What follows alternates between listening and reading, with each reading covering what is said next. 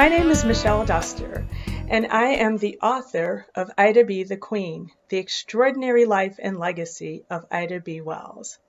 So welcome to NAAM Storytime.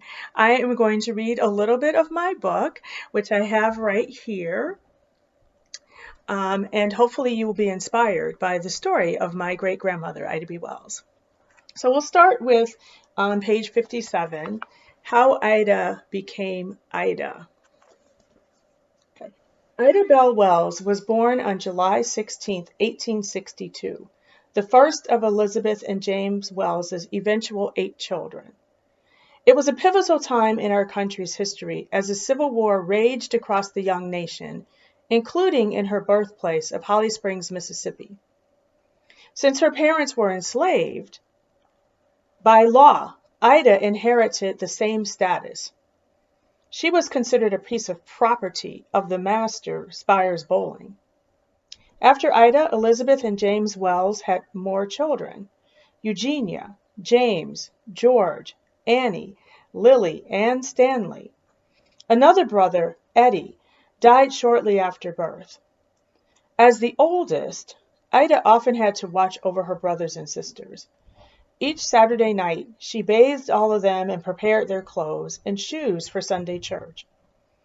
Ida especially helped care for her sister Eugenia, who suffered from a childhood illness that eventually left her paralyzed. Her father worked as a handyman and carpenter for Mr. Bowling, while her mother was the Bowling's cook. Ida most likely would have also been an enslaved cook if the South had won the war. In April 1865, when the war ended and freedom finally came, James and Elizabeth Wells were overcome with joy. Not quite 3 years old, Ida had little concept of the magnitude of what her parents were celebrating. Like many formerly enslaved people, they celebrated their new freedom by marrying again, this time in a legal wedding ceremony. They relished the idea that their children would never be taken away from them and sold, as Elizabeth had experienced.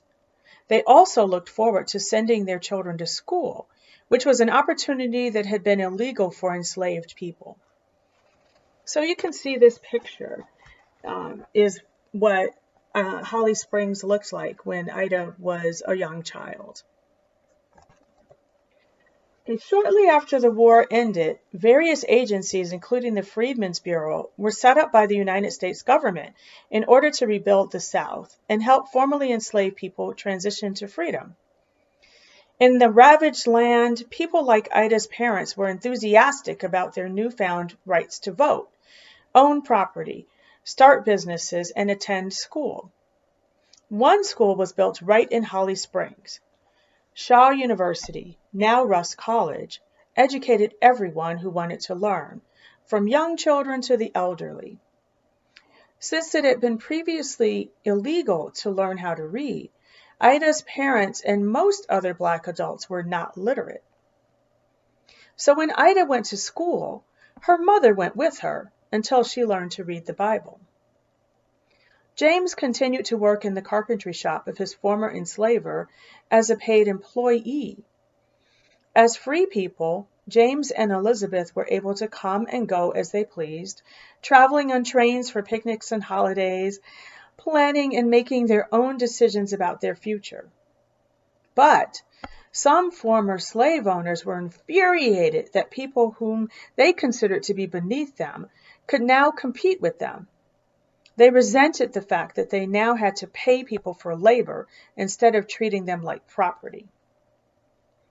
In order to do what they could to assert their idea of a superior position in society, these disenfranchised people formed hate groups. Shortly after the war, organizations like the Ku Klux Klan waged terror toward Black people. They roamed through the night, burning down property, killing and stealing. It was a dangerous time for Black people, and most incidents of harm inflicted on them were unpunished. Riots swept across the region and hit close to home in Memphis when Ida was 4 years old.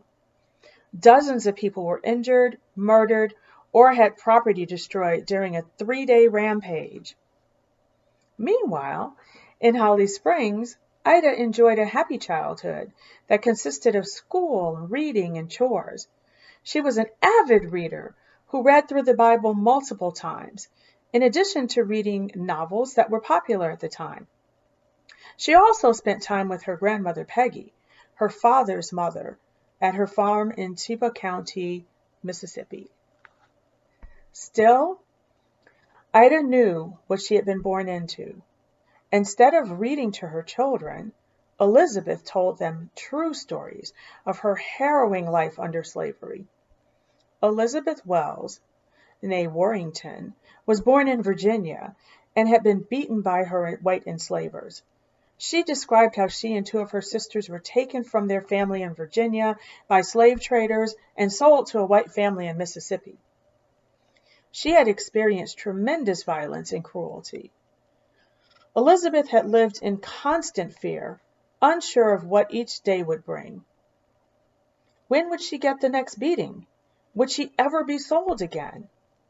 Eventually, Elizabeth was sold to a builder named Mr. Bowling, who lived in Holly Springs, Mississippi. There she worked in his house as a cook, where she met Ida's father, James Wells. Except for one sister, she never saw her siblings or parents again. All she had as family were her sister, husband, and children. James Wells was the son of a white plantation owner, Mr. Wells, and an enslaved woman, Peggy. The plantation in Tippah County, Mississippi, not far from Holly Springs. Since Mr. Wells's wife, Miss Polly, never had children, James had a special place in the Wells household. Mr. Wells wanted James to have carpentry skills to use on the plantation. So unlike most enslaved people who worked in the fields, James was given a chance to learn a trade. When James was 18, Mr. Wells arranged for him to apprentice with Mr. Bowling in Holly Springs. In 1870, the 15th Amendment to the Constitution granted African American men the right to vote. James immediately joined other formerly enslaved men and voted. But for Ida's father, making his own decisions about the future meant not only voting, but also becoming involved in politics. He was especially interested in knowing about the activities of the state's lawmakers. Unfortunately, a dispute with Mr. Bowling, who wanted James to vote for the slave-supporting Democrat candidate rather than an abolitionist Republican, resulted in James being locked out of his carpentry shop. Far more skilled than many white people in the area, James bought a set of tools, rented a house, and started a new life for his family. His willingness to suffer consequences for doing what was right likely made an impression on young Ida.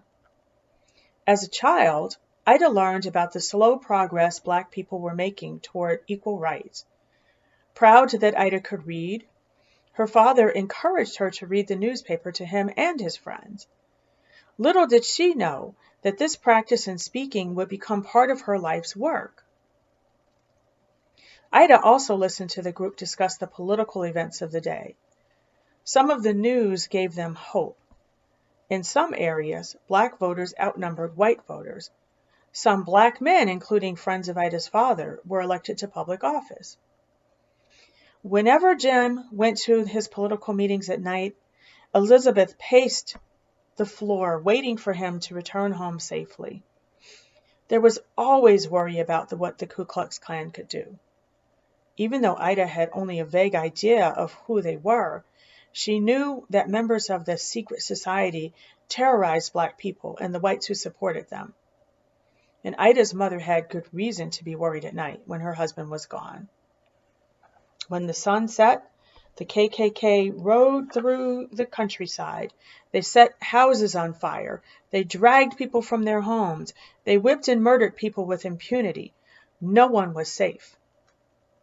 Despite the very real threat of violence, her father continued with his political activity.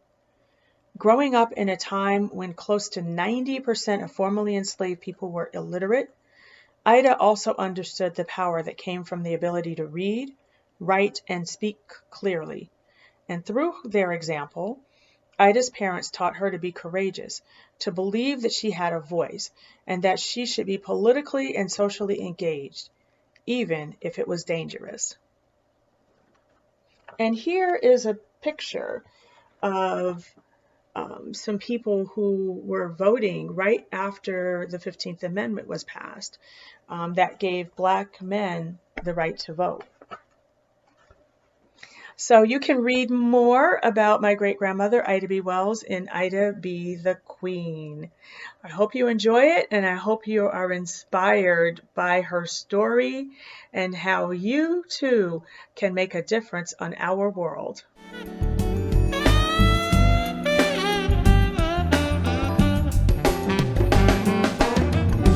Hello, my name is Michelle Duster, and welcome to NAAM Storytime. I am going to read a few pages from my book, Ida B. the Queen, The Extraordinary Life and Legacy of Ida B. Wells. Here's the front cover, and Ida B. Wells happened to be my great-grandmother, so I'm going to be telling you a little bit about my own family story. So I'm going to start on page 100 of Organizing Together. So organizing together. Many people who face a hostile social environment form or join groups and organizations in order to collectively combat injustice, rather than try to do things alone. Ida was no different. Even though she fought against the railroad on her own in the early 1880s, she was part of a community that was supportive. In Memphis, she belonged to social groups called lyceums, where people gather to share creative works and political ideas with like-minded individuals. The environment engaged Ida, providing an outlet she did not find within the confines of her teaching career. It was where she began to realize the power of collective action and see her own potential as a leader. After she left Memphis, she both founded and participated in a variety of organizations, including but not limited to the National Association of Colored Women and the National Association for the Advancement of Colored People, the Ida B. Wells Club, the Universal Negro Improvement Association, the National Equal Rights League, the Negro Fellowship League, the Alpha Suffrage Club, and the Illinois Equal Suffrage Association. Engaging in and exchanging ideas, talents, perspectives, and tactics, Ida was part of a critical moment in the United States' progression to a more perfect union. Ida B. moved to New York City in 1892 and started working with T. Thomas Fortune on his New York Age newspaper. Thomas also introduced her to the nascent National Afro-American Council, of which Ida became the inaugural secretary. The group was formed in 1898 after a spate of violent lynchings and is considered the nation's first nationwide civil rights organization. They lobbied actively for the passage of the federal anti-lynching law. There have been over 200 attempts within the last century to pass such laws, the most recent introduced by the 116th Congress in 2019. And before I go on, I just want to point out this is a picture of T. Thomas Fortune.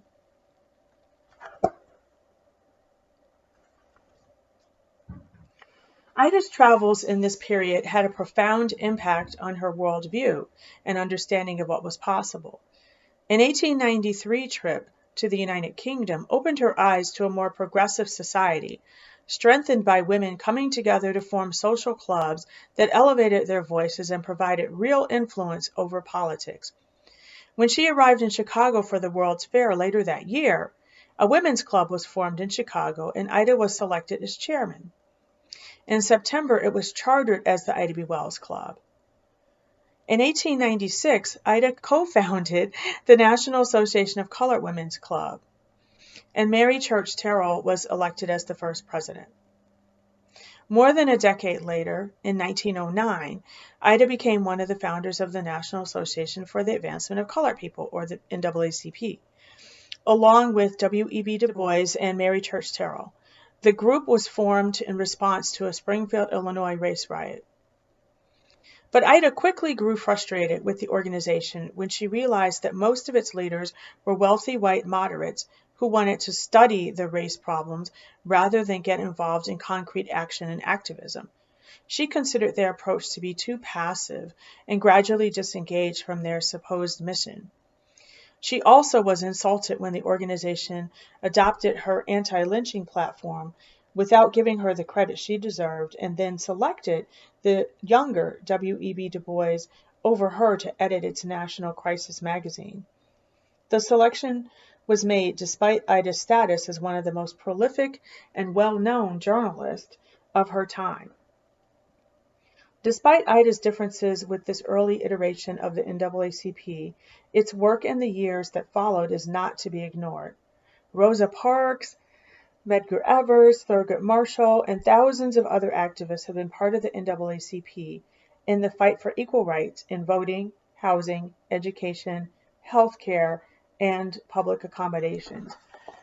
And this is a picture of the banner that the National Association of Colored Women used.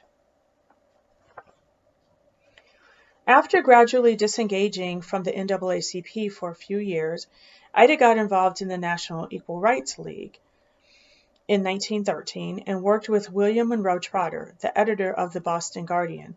The organization pursued equal rights through the courts, arguing that these institutions were more sympathetic to black rights than federal or state governments. During World War I, the NERL took up Ida's signature cause to make lynching a federal crime. It was this effort that brought her and Trotter to President Woodrow Wilson's White House with a 25,000 signature petition in hand.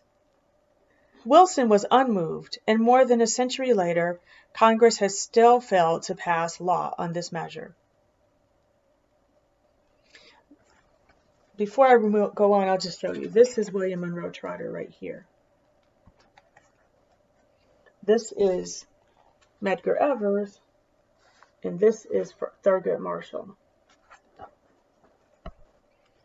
The concept of unionizing in order to participate in collective bargaining has also been something that Black people have engaged in for over a century. In fact, Ida B. Wells wrote an entire pamphlet titled The Arkansas Race Riot about a group of sharecroppers in Elaine, Arkansas, who tried to form a union in 1919. Their demand for fair compensation for their crop, an attempt to organize around it, was met with violence, dozens of deaths, and extensive destruction of property. The spirit of rising up against economic injustice still rings true today. From the 2019 teacher strike that took place in several states to sick-outs at Amazon warehouses taking place in 2020. Collective action has a long history. During the late 1950s to mid-1960s, several organizations were formed in order to fight against racial oppression. These include the Student Nonviolent Coordinating Committee, or known as SNCC, the Black Panthers, and the Southern Christian Leadership Conference, SCLC, just to name a few. So that's just a little bit of information about the work that my great-grandmother did and how her work is being continued after she died by several different organizations and several people. And so hopefully when you read Ida B. the Queen, you can see part of yourself in her story and get ideas on how you can make an impact on your communities. Whatever communities you're part of, you can make a difference. So hopefully you enjoy the book, and I look forward to hearing what you end up doing to make a difference in this world. Thank you.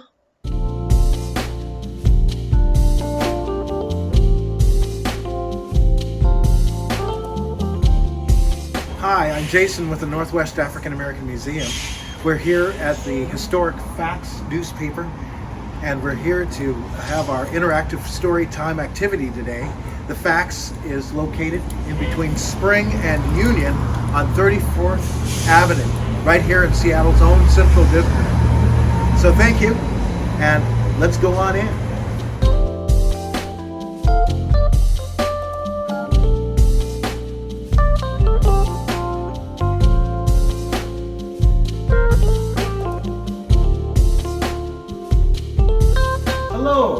Jason with the Northwest African American Museum, and welcome to our interactive Storytime activity.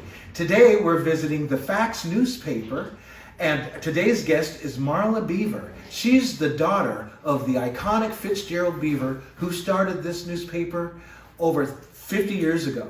And so thank you for joining us today, and we're so excited that you were able to join with us, and we're going to jump right into it. Marla, thanks for having us today. Thank you for having me. Hi, I'm Marla, and I am with the Facts newspaper, a weekly newspaper that comes out every Wednesday. We've been around for over we celebrate 60 years in September coming. I am the daughter of Fitzgerald Beaver, who started the paper, started as a DJ up in Portland, and then moved to Seattle and started the Facts newspaper. I was born into this paper, and all my life, Tuesday has been a deadline for a newspaper. So even up until now, Tuesdays is our day that we put everything together to come out on a Wednesday. I also have siblings that work with us, and we all wear different hats to do different things. There's sales, there's customer service, there's layout. When I was younger, the process was way more in depth. We had cardboard flats, which had papers on it. They used to do cut out and cut and paste and actually put pictures, then the write-ups, and each line by hand. Well, of course, now that we've stepped into modern technology, we have computers to make it so much easier to put all these things together. The Facts has always operated with press releases. So a lot of our news has always came to us. In the later days, we have a reporter or two that would go out and get certain news and information. But as the time has went on, we're more so work with press releases that comes from us, from businesses, from the city, from the state, and everything to bring together the news for the community. We always been very strong with the churches and the businesses of the community and the city would advertise as we put out the news. Through a Monday, we're Monday through Friday, and we have, we print papers. Like I said, we come out every Wednesday. So on Wednesdays, the people come by and pick up facts from our office from as long as I can remember being a little girl, like it was McDonald's hot French fries out the oil. So on a Monday, we start gathering up everything that needs to go in the paper, and people call in with obituaries very strongly on this, as we hear in this time. They bring in obituaries and they send in a lot of stuff comes in through the computer, and they email it in, and we take it from the email. We have special programs that put together the layout. On Tuesdays, we cut the deadline, bring all the stuff together. We format it all in special programs, and then after that, we send it to a printer. Then the printer processes the paper, put it in the newspaper form. We bring it over, then we have the distribution part of it that goes out, and they distribute the paper on Wednesdays, Thursdays. We also have website, which website we link with our social media. We have more space on our website, so we put a lot more news on our website because, of course, we only have so many pages that we print. We come out with specials for special times, graduation special, Christmas special, and when it's time for election, we have election specials. So we also have different specials throughout the year. And we have sales that we call out and we sell those. We solicit for selling and bug people to sell, advertising to come in. And we do have community, and we have the city and big organizations who all play a part because we have been around for 60 years. And Fitzgerald Beaver, which was the founder, very known in the community, still known in the community to this day. I still feel like I'm working for him because the things that I learned from here are the same things that I continue to do and just tweak it as the modern technology has changed. I remember when he was here, it took us a while to even start using the computers to change things over, to stop this cutting and pasting, because this is what he knew and how he knew to do it. So we had to kind of work together to get all that going. I have a sister and a brother, and I have my mom also. She volunteers and helps with us periodically from time to time. And we all, like I say, we wear different hats and we get the job done, and alone, we couldn't do this without the community. Our paper is picked up. We have a few newsstands around, and also we are in a lot of businesses. We carry a directory in the back, which a lot of those businesses carry our papers. And like I said, we're distributed every Wednesday, hot off the press. And our website is thefaxnewspaper.com. Email is seattlefax@yahoo. If you ever have anything that you want to send to us, you send it right to our email. Give us a call, 206-324-0552, and we will be glad to welcome what you have, and we'll go from there. Thank you.